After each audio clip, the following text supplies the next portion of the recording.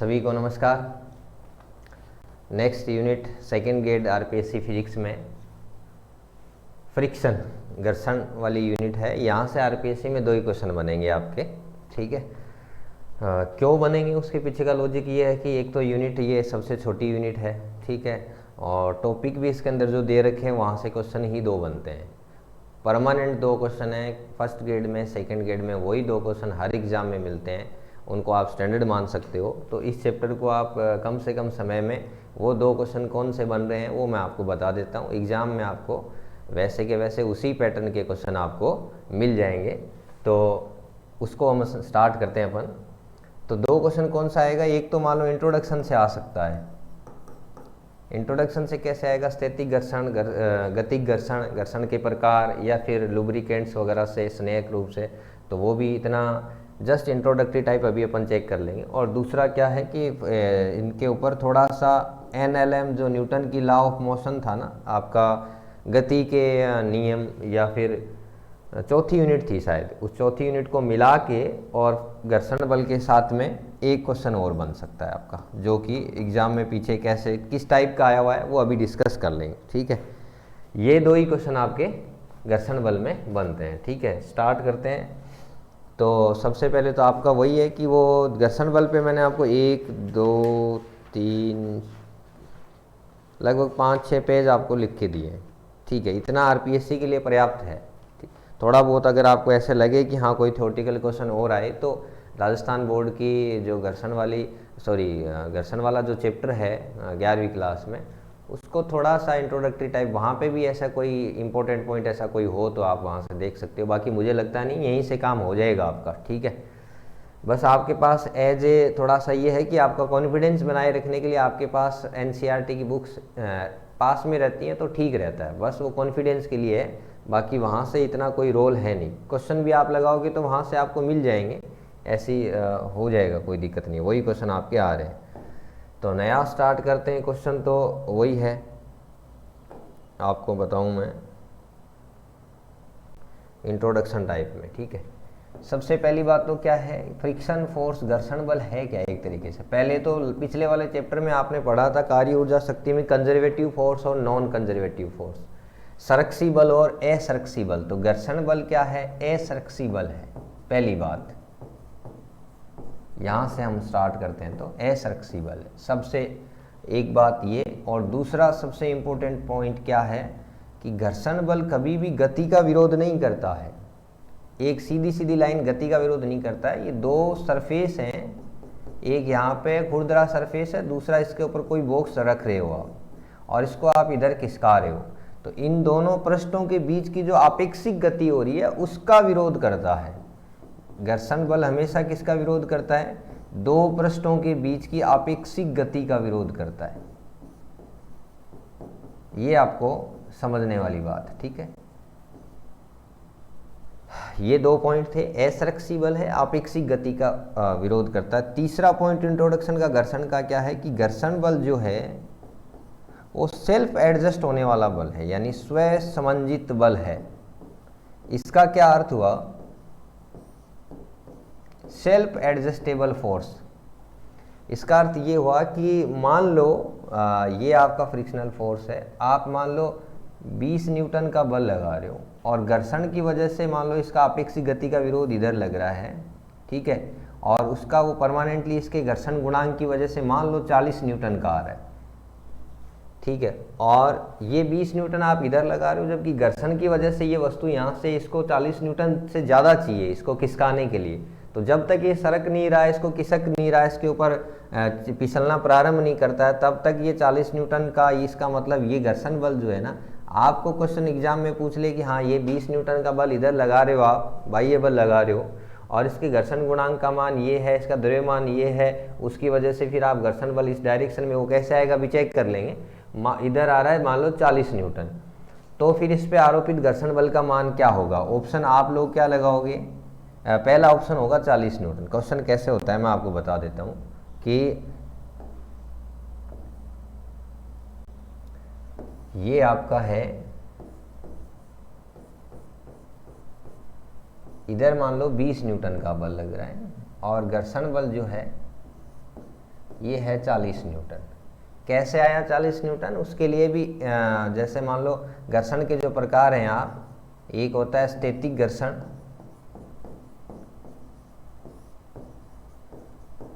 एक होता है गतिक घर्षण।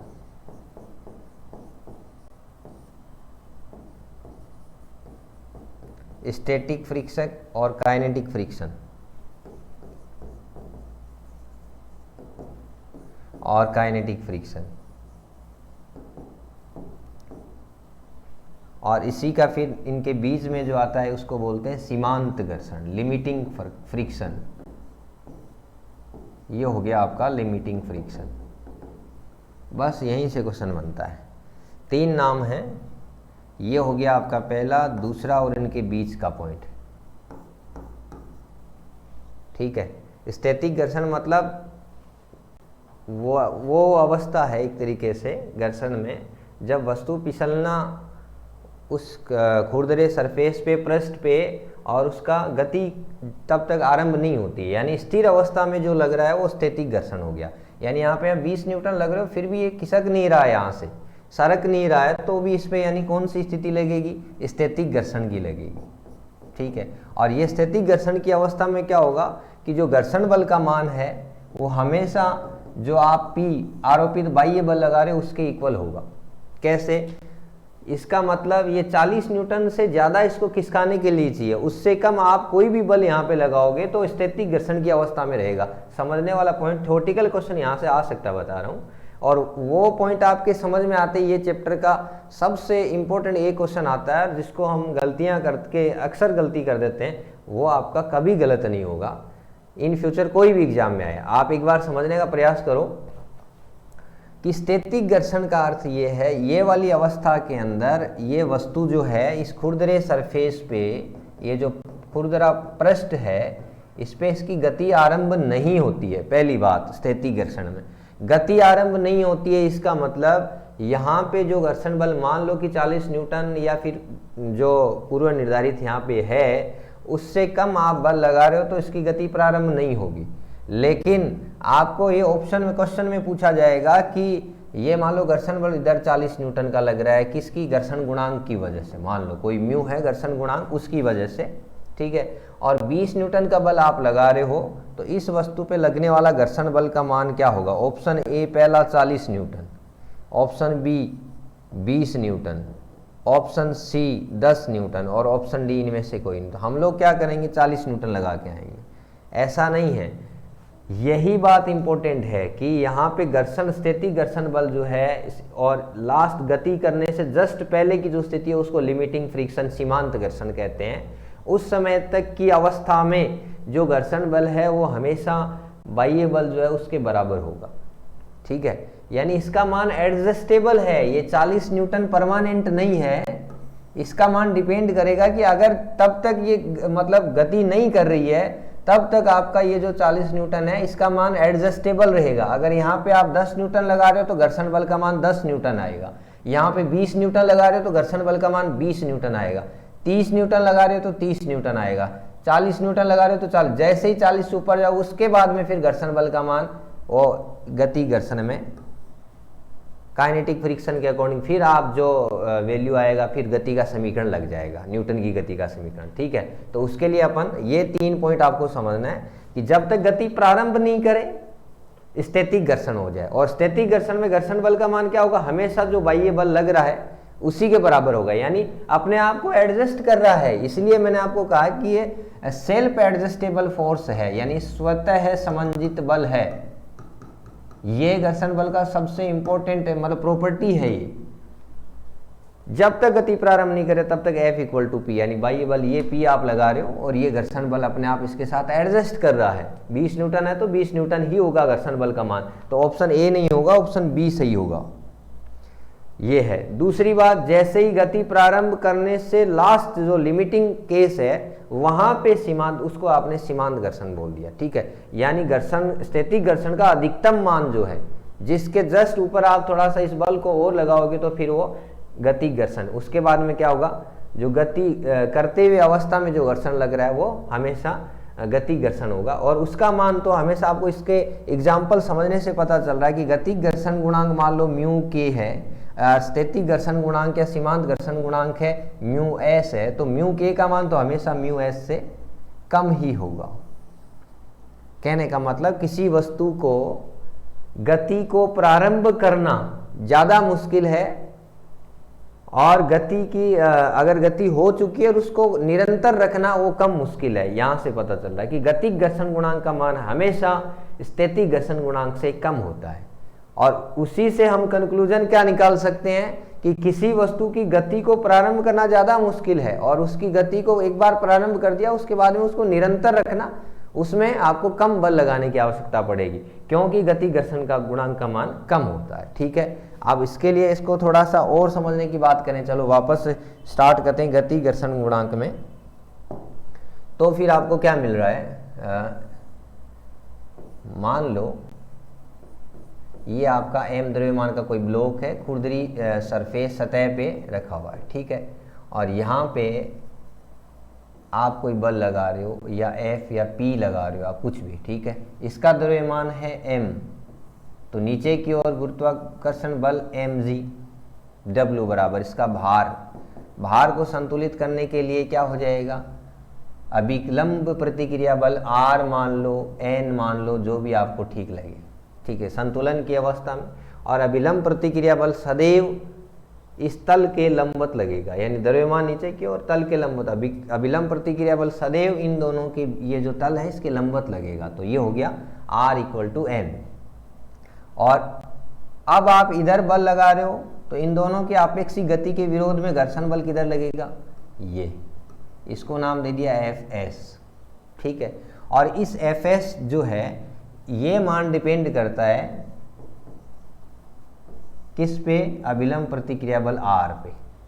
ठीक है, यानी जितना ज़्यादा इस R का मान होगा उतना ही ये घर्षण बल इसके विरुद्ध आपेक्षिक गति के ऑपोजिट डायरेक्शन में, इसके विपरीत दिशा में कार्य करेगा। जितना R का मान अधिक होगा उतना ही Fs का मान अधिक होगा, सीमांत घर्षण बल का मान अधिक होगा। ठीक है, तो यहाँ से Fs समानुपाती हटाया, ये आया आपको mu × R।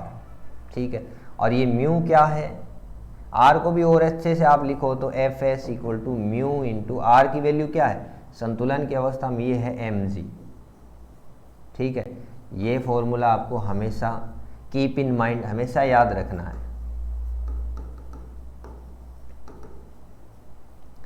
Fs = mu × R। ठीक है, R को आपने लिख दिया mg, ये आपकी वैल्यू आ गई है। ठीक है, अब मैं ये कह रहा हूँ, अब वो आपका जो क्वेश्चन था उसको वापस लेके आते हैं। ठीक है, यानी ये आपका दिया हुआ है आपके नोट्स में भी, क्वेश्चन नंबर ये देखो, पेज नंबर 3 नंबर पेज पे आप देखो। ठीक है, 3 नंबर पेज पे दे रखा है 4 kg द्रव्यमान को, एक 4 kg का द्रव्यमान है, कोई बॉक्स है खुरदरी सतह पे, इसका द्रव्यमान कितना है 4 kg, यानी mg नीचे की ओर। ठीक है, और उसके बाद में क्या कह रखा है, घर्षण गुणांक म्यू एस का मान है। ठीक है, म्यू एस का मान दे रखा है 0.3, और ये है R, और इधर क्या लगा रहा है ये, और इधर कोई P बल लगा रहे हो, F = 7 न्यूटन। ठीक है, तो घर्षण बल का मान ज्ञात करो, Fs का मान होगा। ठीक है, अब ये एग्जाम में RPSC में आया हुआ क्वेश्चन है आपके, दोबारा इसको आप ऐसे लिखो कि ये आपका बॉक्स है, एक खुरदरी सतह पे, आप इधर कितना बल P बराबर कितना लगा रहे हो, 7 न्यूटन। ठीक है, इसका द्रव्यमान कितना है 4 kg, m बराबर 4 kg, नीचे की ओर W भार क्या है mg, अभिलंब प्रतिक्रिया बल R ऊपर की ओर, और आपको पूछा ये पूछा है Fs का मान, घर्षण बल का मान, और म्यू एस का मान कितना दे रखा है 0.3,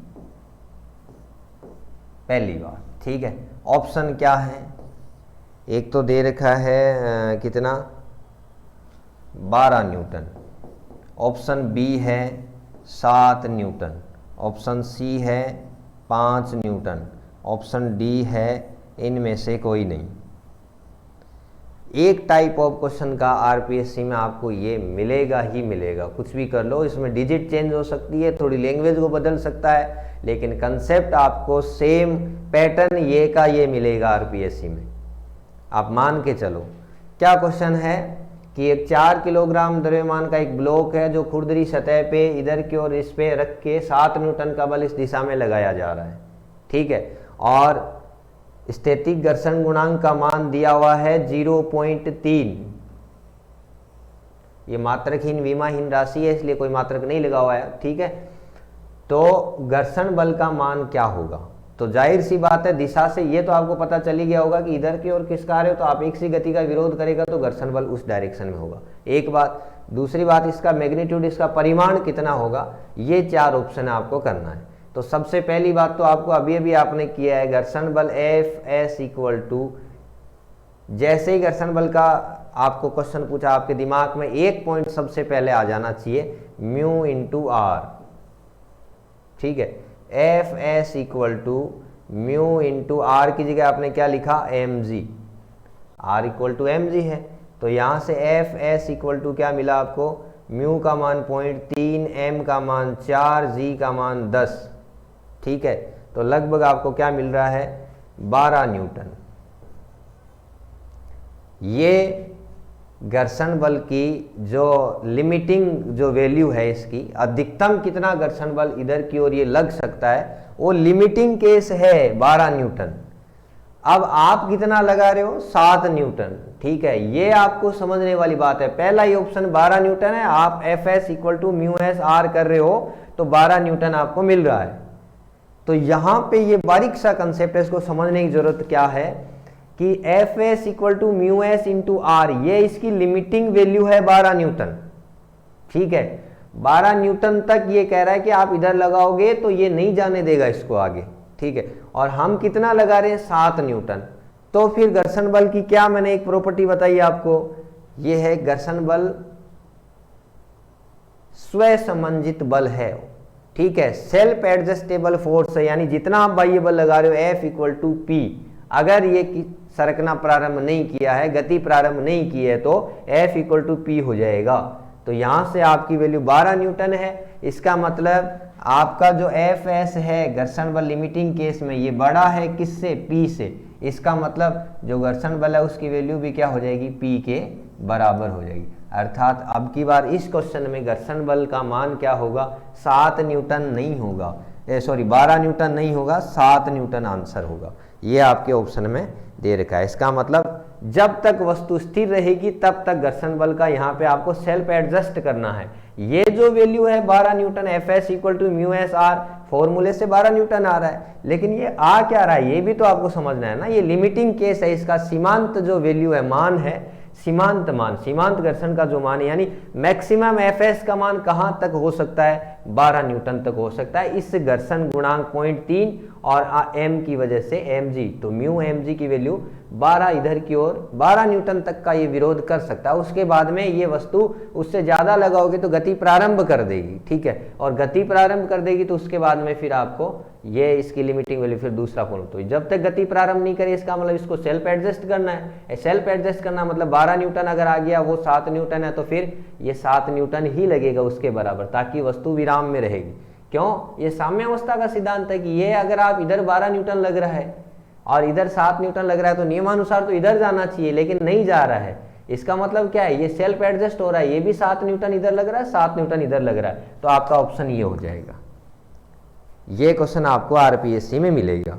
उसके बाद में आपको क्या है, अब की बार आपको पूछा है दूसरा, अगर मान लो ये P की वैल्यू 7 न्यूटन, दूसरा ऑप्शन, अगर 14 न्यूटन यहां पे मिल जाए तो दूसरा क्वेश्चन, अब की बार क्या हो जाएगा, 14 न्यूटन, ठीक है। अब आपको क्या मिलेगा, तो यहां से आपको ये दे रखा है, हाँ कितना, F इक्वल टू, ठीक है, और गति घर्षण गुणांक का मान, अब की बार देखो 14 न्यूटन दे रखा है, इसका मतलब यहां पे आपका लिमिटिंग केस कितना है, 12 न्यूटन, और बाह्य बल कितना लगा रहे हो आप, 14 न्यूटन। यानी अब की बार गति प्रारंभ कर देगी, गति प्रारंभ कर देगी तो स्थैतिक घर्षण गुणांक काम नहीं आएगा। फिर आपको क्वेश्चन में एक और ऑप्शन मिलेगा, गति घर्षण गुणांक म्यू के, और ये हमेशा किससे कम होता है, इससे कम मिलेगा आपको 0.2। ये मैं अपने मन से नहीं लिख रहा हूँ, आरपीएससी ने एग्जाम में क्वेश्चन में लिखा है कि दिया गया कोई ये है, कोई ब्लॉक है एम द्रव्यमान 4 kg का, इस पे आप इसको कोई बल इधर 7 न्यूटन का 14 न्यूटन का कोई बल लगा रहे हो, ठीक है, और गति घर्षण गुणांक और स्थैतिक घर्षण गुणांक के मान आपको दिए हुए हैं, ठीक है।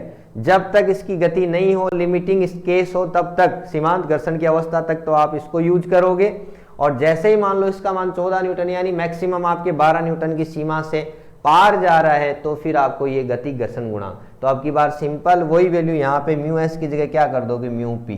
तो एफ इक्वल टू म्यू के इंटू आर, तो एफ के इक्वल टू गति घर्षण क्या हो जाएगा 0.2 और आर इक्वल टू यानी एम जी 4 गुणा 10, तो यहाँ से कितना आ जाएगा एफ के इक्वल टू 8 न्यूटन। ये हो गया आपका दूसरा केस। इस एक क्वेश्चन में इस पूरे चैप्टर का कंसेप्ट आ जाता है कि आपको यहाँ पे ये कोई ब्लॉक है खुरदरी सतह पे जिसका घर्षण गुणांक आपको दिया हुआ है, यहाँ पे अगर आप घर्षण बल से कम बल लगा रहे हो, यानी स्थिर अवस्था में जब तक गति नहीं करती है तब तक आपको क्या वैल्यू लेनी है, और जैसे ही इसका मान आप ज़्यादा करते हो तो फिर इसकी वैल्यू आपको क्या लेनी है। एक क्वेश्चन और घर्षण बल वाला चैप्टर लगभग ये मानो ये टॉपिक ही पूरा हो गया, ठीक है। उसके बाद में तो सिर्फ इसका एप्लीकेशन करेंगे हम न्यूमेरिकल के अंदर। ये कंसेप्ट आपको समझ में आया तो फिर आपका देखो इस पे एक और एग्जाम्पल करवा रहा हूं मैं। ये देखो आप 3 नंबर पेज पे ही दिया हुआ है, ठीक है, और ये आपको दिया हुआ है एक 60 न्यूटन का क्रेट खुरदरी क्षैतिज सतह पर स्थिर है, ठीक है, इस पर 21 न्यूटन का क्षैतिज बल लगाया जाता है, तो क्रेट पर घर्षण बल का परिमाण। वही क्वेश्चन दोबारा आया है आरपीएससी में, सेम कंसेप्ट को बार बार रिपीट कर दिया है, क्योंकि इस चैप्टर में बनता ही यही है, मैंने आपको पहले भी बताया था, बस वैल्यू चेंज की और कुछ नहीं किया है। ये कह रहा है इसका M G W equal to M G equal to, ये भी पूरा कितना दे रखा है 60 न्यूटन, ठीक है, और इसका मतलब ये आर हो गया आपका R equal to M G, ठीक है। उस पे कह रहा है इसके 21 न्यूटन का क्षैतिज बल लगाया जाता है, इधर आप पी इक्वल टू कितना लगा रहे हो 21 न्यूटन का, ठीक है। यदि घर्षण गुणांक म्यू एस और म्यू के मान दिए हुए, यानी स्थैतिक घर्षण गुणांक म्यू एस की वैल्यू दे रखी है 0.5 और म्यू के की वैल्यू दे रखी है 0.4।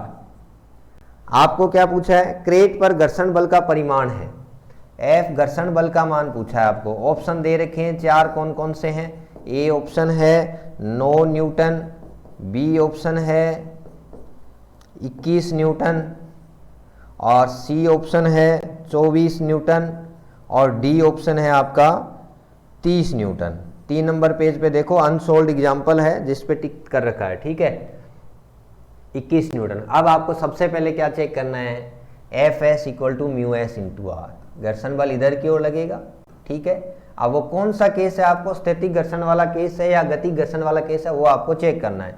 तो सबसे पहले आप F equal to mu into R, सबसे पहले F S limiting case check करो तो म्यू एस इंटू आर, और यहाँ से म्यू एस की वैल्यू क्या है 0.5, आर की वैल्यू ये हो गया एम जी यानी 60, तो एफ एस इक्वल टू कितना आ रहा है 30 न्यूटन।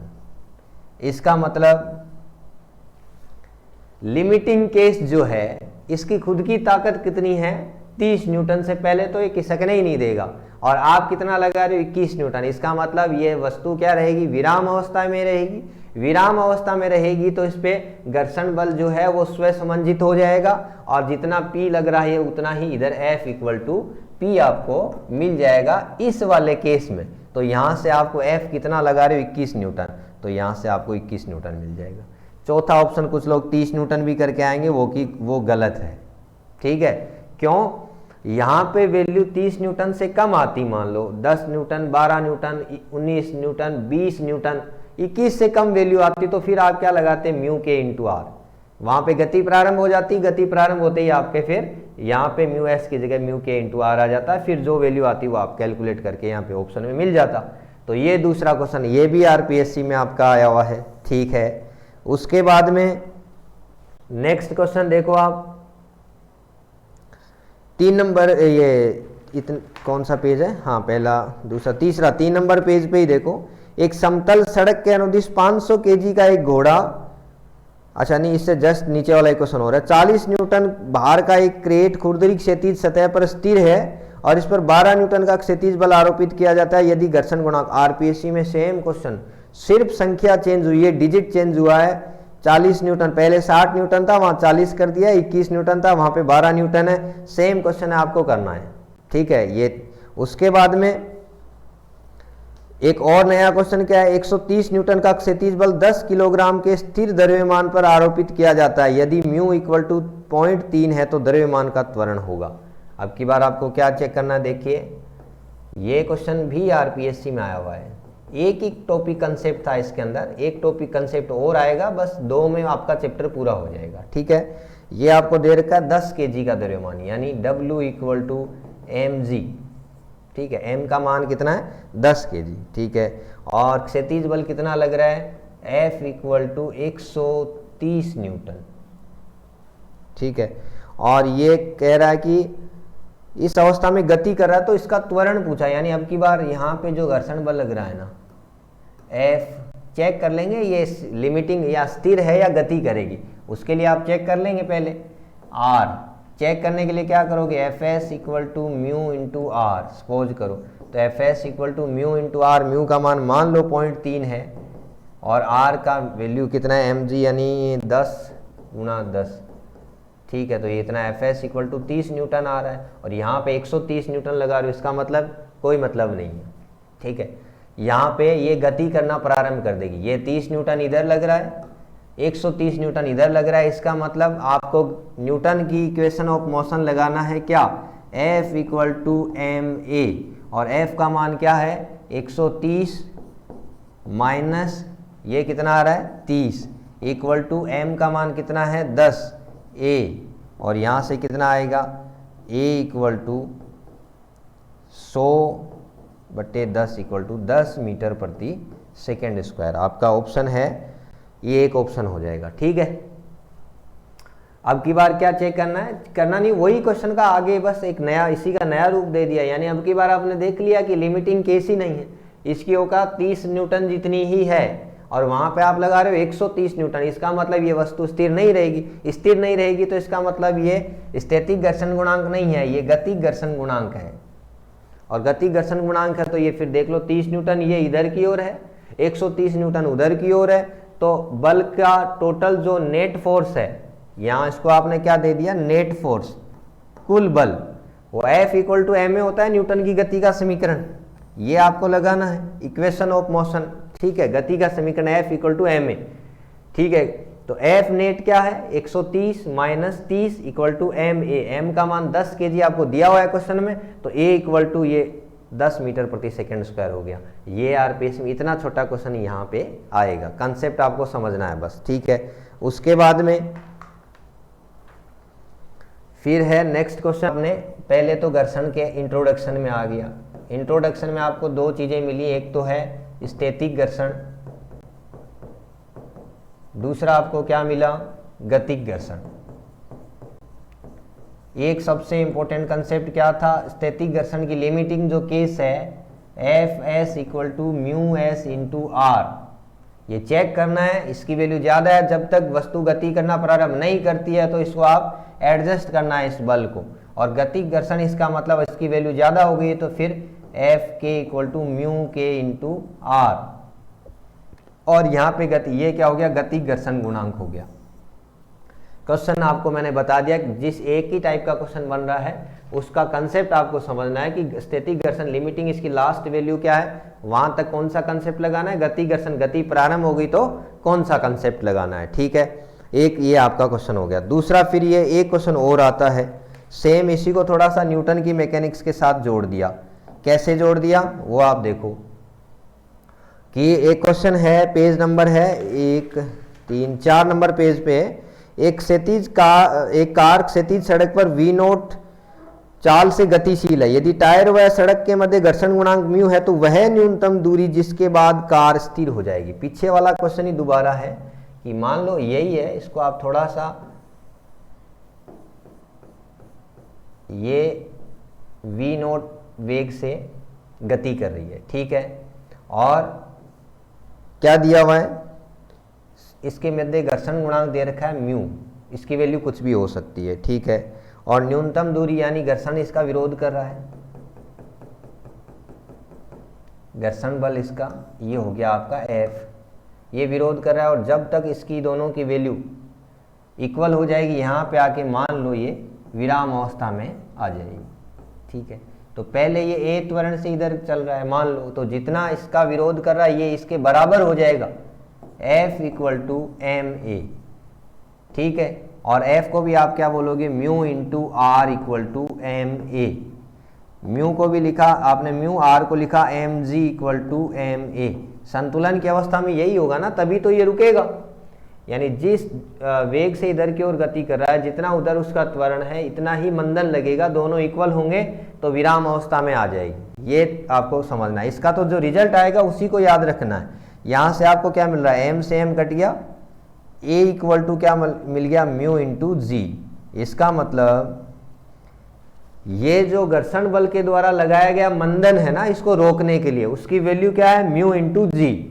इतना मंदन लग रहा है अगर इसके ऑपोजिट डायरेक्शन में, तो फिर ये कितनी दूर तक जाएगा। फॉर्मूला क्या है, गति का समीकरण लगा दो आप, V square equal to U square minus 2as, ये लगाते हैं।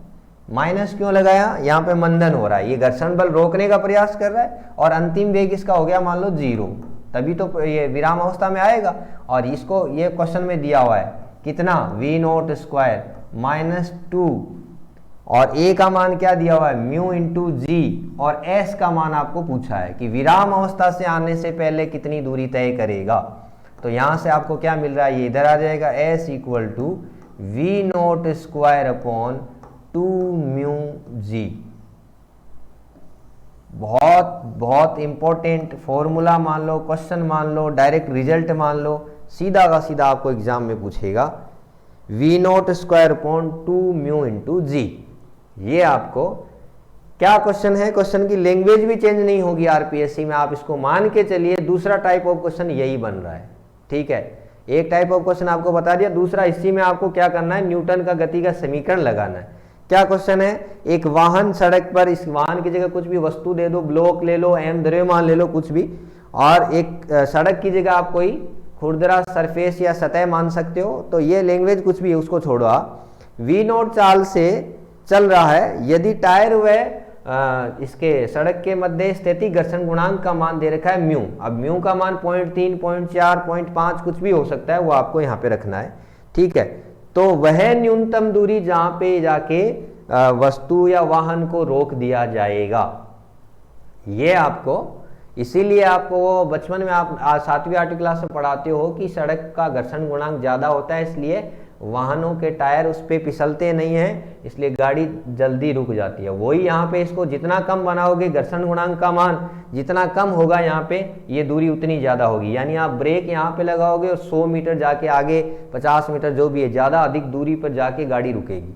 और घर्षण गुणांक का मान जितना ज्यादा होगा, आप जहां ब्रेक लगाओगे कम से कम दूरी में वो जाके रुक जाएगी। उसके पीछे का लॉजिक यही है कि ये डेली लाइफ का क्वेश्चन है, और आरपीएससी ऐसे क्वेश्चन के लिए तो चूकती नहीं है। मान के चलो एग्जाम में आएगा सीधा का सीधा कि विराम अवस्था से आने से पूर्व उसकी दूरी कितनी तय करेगा वो, ठीक है। ब्रेक लगा दिया, या फिर घर्षण गुणांक आपको दिया हुआ है, जी का मान गुरुत्वीय त्वरण 10 मान सकते हो, वी नोट आपको दिया हुआ रहेगा, पहले म्यू का मान दिया हुआ रहेगा, सोल्व करो, ये आ जाएगा।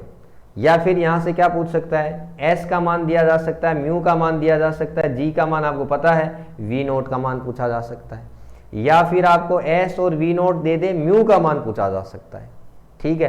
तो ये तीनों कोई से भी इनमें से कोई 2 की वैल्यू देके तीसरा का मान पूछा जा सकता है। इसको आपको माइंडसेट रखना है इस घर्षण वाले चैप्टर में कि न्यूनतम दूरी में जाके रुकेगा, V naught square upon 2 mu G, इसको दिमाग में रखना है, ठीक है। दूसरा टाइप ऑफ क्वेश्चन ये आपका बन गया। इसके साथ ही न्यूटोनियन का एक और क्वेश्चन जो मैकेनिक्स का आपके आरपीएससी में आया हुआ है कि यही क्वेश्चन थोड़ा सा इसको बदल दिया। अब की बार क्या किया, ऐसे ये कोई गिरनी सिस्टम है, यहां से कोई एक द्रव्यमान को बांध दिया, फिर यहां पे दूसरा द्रव्यमान लटका दिया, ठीक है। ये आपका हो गया, ये मान लो M1 है, ये M2 है, ठीक है। और ये धागे की सहायता से इसमें मान लो कोई तनाव T है, तो T इक्वल टू क्या हो जाएगा, M1G। पहली बात, यहाँ पे T इक्वल टू क्या हो जाएगा, ये घर्षण बल ये मान लो इधर, ये M2G है, तो यहाँ से ये R ऊपर की ओर, और यहाँ पे क्या हो जाएगा F equal to mu into R, ठीक है। तो यहाँ से क्या मिलेगा, संतुलन की अवस्था में जब तक ये गति नहीं कर रहे हैं, और ये गति करना प्रारंभ कर देंगे तो क्या होगा, गति नहीं कर रहे हैं, दो ही केस है, ठीक है। पहली सिचुएशन आपको मान लो ये संतुलन में विराम अवस्था में ऐसे कैसे ये लटका हुआ है, ये ना आगे जा रहा है ना पीछे जा रहा है, इसका द्रव्यमान M2 है, इसका द्रव्यमान M1 है, ठीक है। M1 M2 को, तो फिर ये घर्षण गुणांक का मान आपको ज्ञात करना है कि इसका मान कितना हो कि ये संतुलन की अवस्था में हो, ठीक है। तो यहाँ से सिंपल वे में आप देखो दो इक्वेशन है, एक तो ये T को बैलेंस कर रहा है क्या, T equal to mu into R, ठीक है। T equal to mu into R की वैल्यू क्या है, M2G, ये इक्वेशन फर्स्ट। दूसरा यहाँ से यही तनाव इस धागे में यही है, तो T इक्वल टू क्या लिखा हुआ आपने, M1 इंटू G, ठीक है। ये इक्वेशन 2। यहाँ से आपको क्या मिल रहा है, दोनों तरफ T तनाव तो एक समान है, तो mu M2 into G equal to M1 into G। यहाँ से आपको क्या मिल रहा है, G से G कट गया, ठीक है, और mu equal to M1 upon M2 आपको मिल गया। एक और स्टैंडर्ड रिजल्ट है जिसको आप सीधा सीधा ऐसा का ऐसा डायग्राम आ जाए एग्जाम में, ठीक है। इसके बाद इससे जटिल एग्जाम ये कोई डायग्राम वगैरह कुछ नया नहीं आएगा, इसी को ही देगा आरपीएससी एग्जाम में, ठीक है। आप भरोसा रखिए अगर आएगा तो, अदरवाइज तो जो दो पहले टाइप ऑफ क्वेश्चन आपको बता दिए वहीं पे हो जाएगा काम, ठीक है। लेकिन फिर भी अगर आ जाए तो आपको समझना क्या है, एक क्वेश्चन तो ये है कि अगर ये स्थितिक अवस्था में हो, विराम में हो, कोई गति नहीं कर रहे हो, ठीक है, गति नहीं कर रहे हो, तो घर्षण गुणांक का मान क्या होगा, ये मान लो इसका मान दिया हुआ है 5 kg, इसका मान दिया हुआ है 10 kg। सीधा सीधा आपको पूछ लिया कि ये कोई सिस्टम के अंदर ये 5 किलोग्राम द्रव्यमान का ये लटकाया हुआ इधर, ये 10 किलोग्राम द्रव्यमान है, इस धागे में तनाव T है, तो ये घर्षण गुणांक का मान कितना हो कि ये पूरा का पूरा निकाय विराम अवस्था में हो घर्षण के कारण, ठीक है। तो आपको सीधा सीधा ये या तो ये तरीके से करो, या फिर म्यू इक्वल टू क्या लगाना है आपको, ये नीचे वाला द्रव्यमान M1 और ऊपर वाला द्रव्यमान M2, 5/10, आपको म्यू का मान कितना मिला, 0.5, स्टैटिक घर्षण गुणांक 0.5। एक क्वेश्चन टाइप ऑफ क्वेश्चन ही आ गया, ठीक। फिर उसके बाद हाँ ठीक है, ये हो गया। अब देखो घर्षण के बारे में आपने इंट्रोडक्शन पढ़ लिया था, उसके बारे में कुछ परिभाषाएं हैं, ठीक है। और क्वेश्चन, एक और नया क्वेश्चन आ सकता है, एक तो घर्षण कोण, कुछ डेफिनेशंस हैं, फ्रिक्शन, एंगल ऑफ फ्रिक्शन।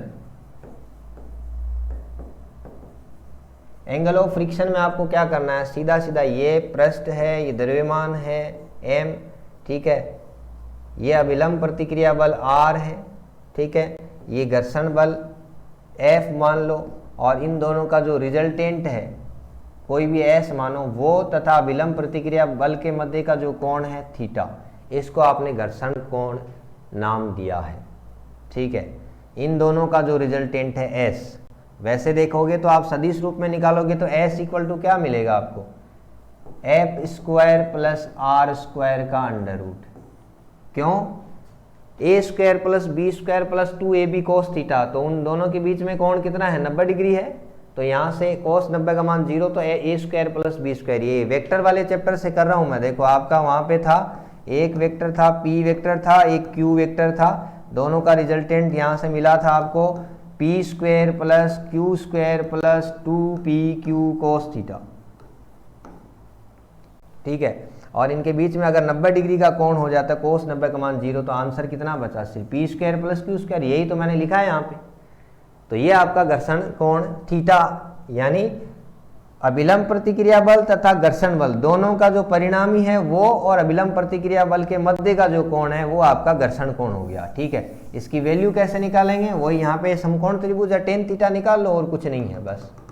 तो ये वैल्यू हो जाएगी f और ये वैल्यू हो जाएगी r। तो theta equal to tan theta equal to कितना आएगा fs upon r। tan theta equal to fs को क्या लिखते हो आप, म्यू एस इंटू आर, यही तो लिखते हो। तो म्यू एस इंटू आर फिर आर से आर कट गया, tan theta, theta equal to क्या मिला, टेन इनवर्स म्यू एस। यानी आपको घर्षण गुणांक का मान दे दिया जाएगा और घर्षण कोण का मान पूछेगा। छोटा सा क्वेश्चन आरपीएससी में आने लायक। क्या क्वेश्चन बन रहा है आपको, सीधा सीधा मैं क्या कह रहा हूं, थीटा घर्षण कोण इक्वल टू क्या मिला, ten inverse mu S. Mu S का मान आपको दिया हुआ, मान लो पॉइंट्स ये हो गया 707, कुछ भी दिया हुआ हो सकता है। तो आपको घर्षण कोण का मान, एंगल ऑफ फ्रिक्शन पूछा है, तो theta equal to tan inverse 0.707, theta equal to tan inverse. अब ये 0.707 कितना होता है, लगभग आप चेक कर लो कि 1/√2 मान लो।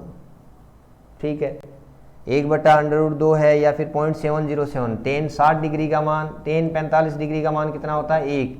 टेन 30 डिग्री का मान होता है 1/√3 और टेन 60 डिग्री का मान होता है 1/√3 मतलब 1.732।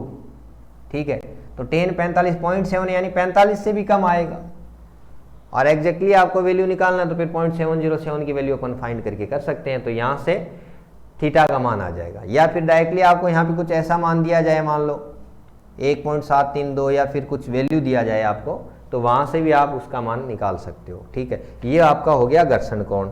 उसके बाद में क्या है, विराम कोण। घर्षण कोण और विराम कोण में ज़्यादा फर्क है नहीं वैसे, बस थोड़ा सा चेंज ये करना, ये है एंगल ऑफ रिपोज। विराम कोण, ये कंसेप्ट कहाँ से आया, मान लो कोई नत समतल है और इसका कोण है थीटा और यहाँ पे आप एक वस्तु को रखो m। ठीक है, ये m द्रव्यमान की वस्तु है जिसका बल ये नीचे mg नीचे की ओर लग रहा है। ठीक है, अभिलंब प्रतिक्रिया बल सदैव तल के लंबवत ऐसे r लगेगा और ये mg के दो घटक हो जाएंगे आपके, ये लंबवत घटक और ये इस तल के अनुदिश घटक हो जाएगा। ठीक है, ये कह रहा है कि ये जो थीटा का कोण है इसको विराम कोण आपने नाम दिया, एंगल ऑफ रिपोज, कि इसका लास्ट अधिकतम कितना मान हो सकता है कि ये यहाँ से गति करना प्रारंभ करने से जस्ट पहले तक, इस थीटा से आप थोड़ा सा भी 0.1 डिग्री या कुछ भी थोड़ा सा मान बढ़ाओगे तो इसका मतलब ये गति करना प्रारंभ कर देगा। उससे जस्ट पहले का जो जितना तक ये स्थिर अवस्था में रह सकता है उसको विराम कोण, एंगल ऑफ रिपोज नाम दिया है। ठीक है, तो यहाँ से भी आपको एंगल ऑफ रिपोज, विराम कोण के लिए भी आप सेम वही कंसेप्ट है। क्या करोगे, ये आपके दे रखा है mg, ये वाला तो हो जाएगा mg कितना, साइन थीटा, ये वाला mg cos थीटा, इसके घटक हैं, कुछ नहीं है, सदिश रूप में अलग से करके दिखा दूं आपको। ये चलो ऐसे मान लो, ये mg नीचे की ओर है। ठीक है, आपको एक घटक ऐसे पूछा है और एक घटक इसके लंबवत पूछा है। ठीक है, ये कोण थीटा दिया हुआ है, ये वाला, तो ये कितना हो जाएगा 90 माइनस थीटा। ठीक है, अब आपको ये वाला कोण 90 माइनस थीटा, तो ये वाला कोण क्या हो गया, थीटा। ये थीटा है तो ये वाला mg cos थीटा समकोण त्रिभुज से, और ये वाला हो जाएगा mg sin थीटा। इसी को मैंने अलग लिखा है। ठीक है, ये आपको सिंपल वे में आया, इसको उल्टा किया हुआ है इसलिए आपको थोड़ा सा दिक्कत आ रही है। बाकी सिंपल वे में देखो ऐसे है, ये mg है, ये थीटा बना हुआ है, तो इधर वाला घटक mg cos थीटा हो गया क्षैतिज घटक, ये लंबवत घटक mg sin थीटा हो गया, बस और कुछ नहीं है। यही किया, इसको घुमा के उल्टा कर दिया यहाँ पे, और उल्टा करने से ये mg इधर आ गया था, ये थीटा यहाँ पे आ गया, तो ये mg cos थीटा, थीटा के इधर वाला mg cos थीटा हो गया, ये mg sin थीटा हो गया। अब आप क्या, क्वेश्चन क्या कह रहा है, विराम कोण की परिभाषा क्या है कि गति करना प्रारंभ नहीं करे, जस्ट लास्ट आपकी इसकी लिमिट जो है ना, इसका मतलब इधर जो f है, ये वाला, ठीक है, ये इसको बैलेंस करेगा, किसको, यहाँ से, ठीक है। और इसकी वैल्यू क्या है, F S equal to mu S into R, ठीक है। ये वाला बल और ये वाला बल दोनों इक्वल होंगे तो ये फिर कहीं नहीं जाएगा, विराम में रहेगा। तो फिर आप क्या करोगे, ऐसे लिखूं मैं, विराम अवस्था में M G sine theta equal to क्या होगा, एफ एस, और एफ एस को भी आपने क्या लिखा है, M G sine theta equal to F S को भी लिखा mu S into R. M G sine theta equal to mu S का मान क्या है, म्यू एस तो ऐसे कैसे था, और आर मतलब, अब की बार आर देखो, ये R equal to M G नहीं होगा। सबसे इंपॉर्टेंट बात, एक नया कंसेप्ट आपको बता रहा हूं, इसको मिटा रहा हूं यहां से। मैंने कहा था अभिलंब प्रतिक्रिया बल जो है, दो स्थितियां हैं, ये द्रव्यमान है, यहाँ पे mg है, अभिलंब प्रतिक्रिया बल इसके लंबवत r इक्वल टू क्या हो जाएगा, mg, सीधा सीधा लंबवत एक ही डायरेक्शन में, इसको बैलेंस कर रहा है। अगर मैं ये कह रहा हूं इसका, ये दूसरा, पहला केस, दूसरा केस अगर ऐसे लिखा, ऐसा हो, यहाँ पे ऐसे तिरछा रखा हुआ है, ठीक है, अब की बार mg नीचे की ओर लग रहा है, लेकिन r तो इसके लंबवत, ये जो तल है इसके लंबवत लगेगा ना, तो इसकी डायरेक्शन तो r की ये होगी, तो ये r इस mg को बैलेंस नहीं करेगा, mg का ये वाला घटक जो है ना इधर, इसको बैलेंस करेगा। और ये वाला क्या है, mg cos थीटा, ये आपको समझना है। दो परिस्थितियां हैं अभिलंब प्रतिक्रिया बल में, या अगर सीधा सीधा रखा हुआ है अभिलंब प्रतिक्रिया बल, मतलब इसकी डायरेक्शन हमेशा इस तल के लंबवत होती है।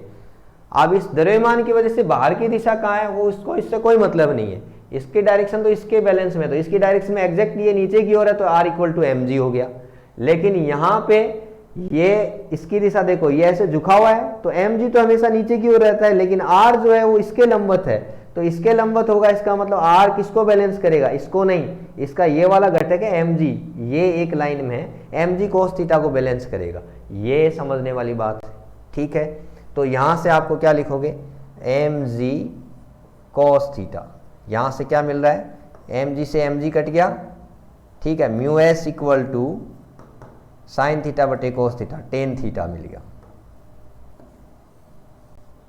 ठीक है। और टेन थीटा बराबर टेन इनवर्स म्यू, यानी घर्षण कोण का मान भी यही आया था। आप देखो एक बार, थीटा बराबर टेन इनवर्स म्यू, विराम कोण का मान भी यही आ रहा है, theta equal to tan inverse mu. बस ध्यान ये रखना है, घर्षण कोण क्या था, इनका रिजल्टेंट था, वो आर के साथ क्या बना रहा था, ये वाला, और विराम कोण क्या है, नत समतल का वह कोण थीटा जिसके अधिकतम मान तक ये स्थिर अवस्था में है, उससे जस्ट आप ऊपर जाओगे ये गति करना प्रारंभ कर देगा, यानी गति करना विराम अवस्था में लास्ट स्टेज जो है, तो यानी लिमिटिंग फ्रिक्शन लग रहा है यहाँ पे म्यू है, सीमांत घर्षण, और उसकी वैल्यू क्या है, ये वाला घटक इसका mg साइन थीटा, और इसको बैलेंस कौन कर रहा है, घर्षण बल F S equal to mu S R. R की वैल्यू भी आपको सीधा अगर होता तो फिर mg ले सकते थे, लेकिन r इस डायरेक्शन में है, तो इसका ये वाला घटक बैलेंस करेगा, तो mg cos थीटा। और संतुलन की अवस्था में आपको क्या लेना है, mg साइन थीटा ये वाला, mg cos थीटा ये वाला, ठीक है। तो यहाँ से टेन थीटा इक्वल टू ये आपका विराम कोण आ गया। तो घर्षण वाले टॉपिक में ये दूसरी डेफिनेशन है, ठीक है। अब आपको यहीं से एक और नया क्वेश्चन बन सकता है, हालांकि बनता नहीं है, जितने बनने थे वो बन गए, ठीक है, फिर भी हम क्यों रिस्क लें, आरपीएससी एग्जामिनर क्या सोचता है उसको देखना है, ठीक है। हालांकि ये चैप्टर हो गया आपका, उसके बाद में भी मैंने आपको थोड़ा सा एक टॉपिक छोटा सा और लिख रखा है सी के अंदर, इसको ही नत समतल पर घर्षण जो दे रखा है। अगर यानी दो स्थितियां हैं, ये कोई एम द्रव्यमान है, गति नहीं कर रहा है, तो विराम कोण वाला कंसेप्ट आ जाएगा, ठीक है। मान लो थीटा है और गति कर रहा है, तो एक स्थिति, दो कंडीशन दे रखी, या तो ऊपर की ओर गति कर रहा है, ठीक है, ये इधर की ओर जा रहा है, ठीक है, F इक्वल टू ये इधर बल लग रहा है, और इसका द्रव्यमान जो है mg नीचे की ओर, ये वाला घटक हो जाएगा इसका mg cos थीटा, ये वाला घटक हो जाएगा mg sin थीटा। अब यहां पे इधर की ओर गति कर रहा है F इक्वल टू ma से, आपेक्षिक गति का विरोध करेगा घर्षण बल, इसका मतलब क्या करेगा, रोकने का प्रयास करेगा, तो घर्षण बल किस दिशा में लगेगा, इसके गति के विपरीत इस दिशा में लगेगा, यानी अब की बार घर्षण बल भी इधर लगेगा। F S equal to mu S into R, या गति कर रहा है तो म्यू के इंटू आर। अब ये आर क्या है, ये तो इसके लंबवत है, ये वाला आर है, ठीक है। तो यहां से आपको क्या मिल जाएगा, सिंपल वे में अब की बार क्या है, F equal to M A. F का मान क्या है आपको, ये इधर की ओर बल लग रहा है एम ए के इक्वल में, तो क्या मिल रहा है, M G sine theta plus mu S into mu के इंटू आर। तो आर की जगह भी आपने क्या लिखा है, M G cos theta equal to M A. क्या मिल गया आपको, m से m कट गया और त्वरण मिल गया आपको a equal to G sine theta plus mu G cos theta. अगर कोई m द्रव्यमान की वस्तु नत समतल पर ऊपर की ओर गति कर रही है तो उसका त्वरण क्या होगा, त्वरण क्या हो, नीचे की ओर बल कितना लग रहा है, नीचे की ओर बल लग रहा है ये वाला M G sine theta plus mu M G cos theta, ये नीचे की ओर बल लग रहा है, ठीक है। और नीचे की ओर घर्षण की वजह से जो त्वरण लगेगा उसका मान क्या होगा, A equal to G sine theta plus mu G cos theta. मान लो अगर ये घर्षण होता ही नहीं, इस पे चिकना सरफेस होता, ये समतल ऐसा होता जिसमें घर्षण का मान 0 होता, तो ये लो इसको 0 कर दो, सिर्फ क्या मिलता, A equal to G sine theta, ये आपको ये मिल जाता अगर घर्षण का मान नहीं होता। तो अगर हो रहा है तो म्यू जी कोस थीटा। अब दूसरा यही, इसी को आप क्या करोगे, अब की बार ये नीचे की ओर गति करेगा तो ये वाला एक जो घर्षण बल है ये ऊपर की ओर उधर की ओर डायरेक्शन में हो जाएगा, तो यहाँ पे एक माइनस आ जाएगा, माइनस जी sine theta plus mu G cos theta, ये वाला घटेगा, इसकी डायरेक्शन विपरीत हो जाएगी। अगर नीचे की ओर गति करेगा, आपके देखो पेज नंबर है इसी में 1 3 5 नंबर पेज पे केस नंबर 2, नीचे की ओर गति करेगा तो सीधा सीधा क्या है, mu M G cos theta minus M G sine theta, ठीक है, जस्ट उसकी डायरेक्शन विपरीत हो जाएगी। इस पे एक क्वेश्चन भी हम कर सकते हैं, देखो ये दिया हुआ है लास्ट पेज पे, एक एग्जाम्पल है, एक वस्तु 45 डिग्री कोण पर झुके नत समतल पर फिसल रही है, यदि घर्षण गुणांक का मान 0.5 है, गुरुत्वीय त्वरण का मान 9.8 है, तो वस्तु का नीचे की ओर त्वरण होगा। ये क्वेश्चन आपके एग्जाम में आया हुआ है, किसी ना किसी आरपीएससी के एग्जाम में आया हुआ है, एसीएफ में या फिर फर्स्ट ग्रेड में। तो क्या क्वेश्चन कह रहा है, कोण दिया हुआ है 45 डिग्री, ठीक है, और ये कह रहा है फिसल रही है इधर की ओर, ये नीचे की ओर गति कर रही है, ठीक है। नीचे की ओर गति करने के लिए फिर त्वरण क्या था, जी sine theta minus mu G cos theta, और म्यू का मान दिया हुआ है कितना 0.5, ठीक है। तो फिर इतना ही करना है, जी ये हो गया, साइन 45 डिग्री का मान हो गया ये 9.8, साइन 45 डिग्री का मान 1/√2 माइनस 0.5 और गुणा 9.8, कोस 45 का मान भी हो गया कितना √2। ए इक्वल टू, इसको सॉल्व करो कितना आ जाएगा, लगभग ये है कितना है 9.8/√2 गुणा 1/2, तो 4.9/√2, इसको सोल्व कर लो आंसर आ जाएगा, ठीक है।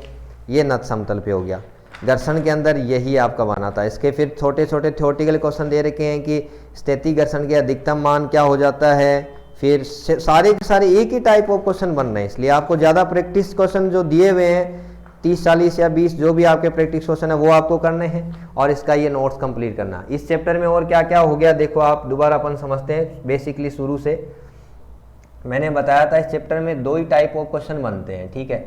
एक क्वेश्चन बनता है इंट्रोडक्शन से, और इंट्रोडक्शन में क्या था, घर्षण के बारे में थोड़ा सा आपको थ्योरेटिकल नॉलेज होना चाहिए। क्या था, एक तो इंपॉर्टेंट बात थी, घर्षण बल हमेशा इन दोनों पृष्ठों के बीच की जो सापेक्षिक गति है उसका विरोध करता है, 2 पृष्ठों के बीच की आपेक्षिक गति का विरोध करता है, पहला पॉइंट था। दूसरा पॉइंट था कि स्वतः समंजित बल है, और उसके ऊपर जो एग्जाम्पल मैंने उस लाइन पे एक एग्जाम्पल आपको 2 एग्जाम्पल करवाए थे वो बहुत ज़्यादा इंपॉर्टेंट थे, ठीक है। उसके बाद में फिर दूसरा न्यूटनियन मैकेनिक्स के साथ में घर्षण बल को जोड़ दिया। कैसे क्वेश्चन बने थे जो आपको बताया, एक क्वेश्चन टाइप ऑफ क्वेश्चन ये था कि न्यूनतम दूरी v² / 2 μg, ठीक है, वेग दिया हुआ है, घर्षण बल दिया हुआ है, कितनी अधिकतम दूरी तक जाके वो गाड़ी रुकेगी, ये वाला क्वेश्चन था। दूसरा क्वेश्चन था F S equal to mu into R, और आर को भी आपको क्या लेना है, अगर फ्लैट सरफेस है तो R equal to M G हो जाएगा, और अगर ऐसे नत समतल है तो R equal to M G cos theta हो जाएगा। ये आपको समझना, ये आर और एम जी के बीच में संबंध है, ठीक है। घर्षण बल में आपका इतना ही, ये दो ही क्वेश्चन बनते हैं, दो type of question. RPSC exam में भी आपके सेकंड ग्रेड में दो ही क्वेश्चन आएंगे, ठीक है। तो आपको ज़्यादा से ज़्यादा क्या करना है, एक बार तो इस चैप्टर को, ये जो 4-5 पेज का थियरी दे रखा है, जितना भी, एक हो गया, 2, 3, 4 पेज हैं, ये 4 पेज के नोट्स आपको पहले पढ़े हुए हैं आपने, फिर दोबारा पढ़ना है, ये वीडियो देखना है, फिर इसके क्वेश्चन जितने भी आपको आगे जो प्रैक्टिस क्वेश्चन दिए हुए हैं वो आपको करने हैं। वहाँ से आपके घर्षण बल का कोई भी क्वेश्चन नहीं रुकेगा, और कुछ एक्स्ट्रा इसमें कुछ चेंज करना होगा तो मैं आपको बता दूंगा, ठीक है। ये आपका अधिकतम वेग भी है, और छोटे 2-4 1-2 क्वेश्चन और भी आता है, लेकिन घर्षण वाले चैप्टर में उन पे आरपीएससी सेकंड ग्रेड में क्वेश्चन बनता नहीं है, फिर भी अलग से कुछ बनेगा। जैसे मान लो करवट वाली सड़क पे है, अधिकतम सुरक्षित चाल कितनी है, ये भी घर्षण के अंदर आ जाता है। वैसे v equal to under root mu R G, ये कोई एक त्रिज्या के हिसाब से अधिकतम सुरक्षित चाल under root mu into R G, ये भी आ जाता है। आर इस वर्ताकार मार्ग की पथ की त्रिज्या है, जी गुरुत्वीय त्वरण है, म्यू घर्षण गुणांक है, ठीक है। ये अधिकतम सुरक्षित चाल का एक फॉर्मूला और है, ये भी आपको v equal to mu R G कहाँ से आया, सीधा M V square upon R. देखो अलग से बता देता हूँ हमको, ये कोई सड़क है वर्ताकार मार्ग, इसकी त्रिज्या r है, ठीक है। यहाँ पे ये लग रहा है, इसकी अधिकतम सुरक्षित चाल यानी इसका वेग v है, तो अभिकेंद्रीय बल कितना लगेगा, M V square upon R, ठीक है। और इस पे घर्षण बल कितना लगेगा, म्यू इंटू एम जी, ये लगेगा। तो यहाँ से क्या मिल रहा है आपको, m से m कट गया, v equal to mu R G. अभिकेंद्रीय बल पिछले चैप्टर में आया था, वर्ताकार मार्ग में किसी वाहन की अधिकतम सुरक्षित चाल, ये पूछा है, ठीक है। कहने का मतलब अगर कोई गाड़ी ये किसी मोड़ पे ऐसे सीधे चलते हुए, ये मान लो कोई रोड है और ऐसे घुमाव है इसमें, और यहाँ से कोई आपका वाहन जा रहा है, ठीक है, और यहाँ पे घर्षण का मान नहीं होता है, तो फिर ये गाड़ी अभिकेंद्रीय बल के कारण, अब केंद्रीय बल लगता है, इसके सूडो फोर्स लगता है और बाहर की ओर इस पे धक्का लगेगा और इधर जाने का प्रयास करेगा। मान लो यहाँ पे कोई खाई है तो यहाँ पे गिरने का संभावना रहेगी ना, और वो खाई में भी नहीं गिरे और अधिकतम घुमाव में, ये आर त्रिज्या का घुमाव है ये मान लो, ठीक है। जनरल लाइफ का क्वेश्चन है, आपको अपनी गाड़ी को कितना तेज दौड़ाना चाहिए कि आप ये खाई में भी नहीं गिरो और ऐसे घूम भी जाओ, आपकी अधिकतम सुरक्षित चाल कितनी है, v, आपकी v मैक्सिमम आपको ज्ञात करना है, ठीक है। इसको आप घर्षण बल से भी जोड़ सकते हो, पिछले वाले चैप्टर को अभिकेंद्रीय बल वाले से और घर्षण वाले से, दोनों से मिला के क्वेश्चन बन रहा है। देखो अच्छा क्वेश्चन है, चलो ठीक है कर लेते हैं। ये फर्स्ट ग्रेड में आया हुआ है, सेकंड ग्रेड में अभी तक नहीं आया, फिर भी इसको देख लेते हैं एक बार। यही है, तो अभिकेंद्रीय बल क्या होगा यहाँ पे, M V square upon R. R क्या है, त्रिज्या है, ठीक है।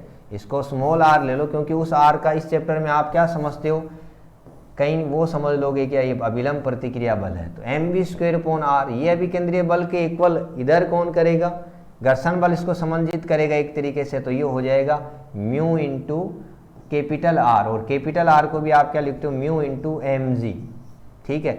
और ये है M V square upon R. यहाँ से आपको क्या मिल रहा है, अधिकतम m से m कट गया, संतुलन की अवस्था में दोनों बल बराबर होंगे ना, इसलिए घर्षण बल इसको रोकने का प्रयास कर रहा है, तो v square equal to mu R जी।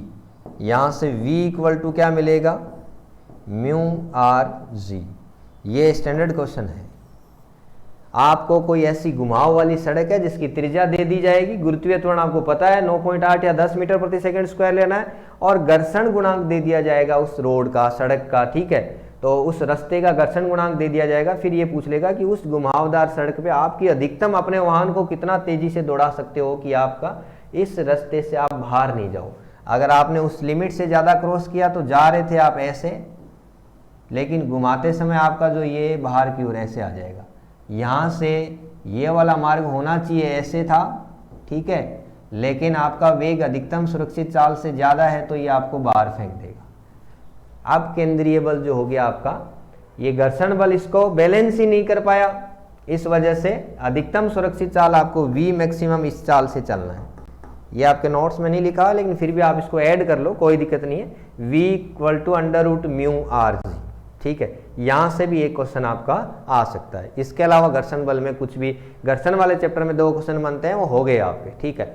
बस एक पॉइंट ध्यान रखना कि घर्षण बल जो है स्वयं समंजित बल है। जब तक स्थैतिक घर्षण की अवस्था है, लिमिटिंग फ्रिक्शन की अवस्था, ये क्वेश्चन आरपीएससी में सबसे ज़्यादा बार आता है।